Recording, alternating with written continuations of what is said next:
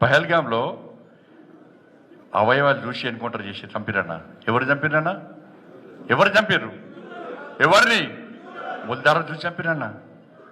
మంగళసూత్రం చూసి చంపారు. హిందుత్వం మాట్లాడవద్దా? హైదరాబాద్లో ముత్యాలమ్మ గుడిని గులగొట్టారన్నా. హిందుత్వం మాట్లాడవద్దా? హైదరాబాద్లో పెద్దమ్మ గుడిని గుల్చేసారన్నా. మాట్లాడవద్దా అన్న? నిజామాబాద్లో ప్రమోద్ అనేటువంటి కానిస్టేబుల్ రియాజ్ అంటోడు కాల్చి పొడిచి చంపిరన్నా. హిందుత్వం మాట్లాడవద్దా అన్న? హైదరాబాద్లో గోరక్షకుడు సోను సింగ్ మీద ఇలా ఇబ్రాహిం అంటాడు కాల్పులు జరిపిండన్నా గోరక్షకుల మీద. మాట్లాడాలవద్దా అన్న? ఇలా హైదరాబాద్ డీసీపీ చైతన్య మీద ఇవాళ అన్సారీ అనేటువంటి మూర్ఖుడు ఇవాళ కత్తితో దాడి జరిపి చంపే ప్రయత్నం చేసినట్టు. మాట్లాడాలవద్దా అన్న?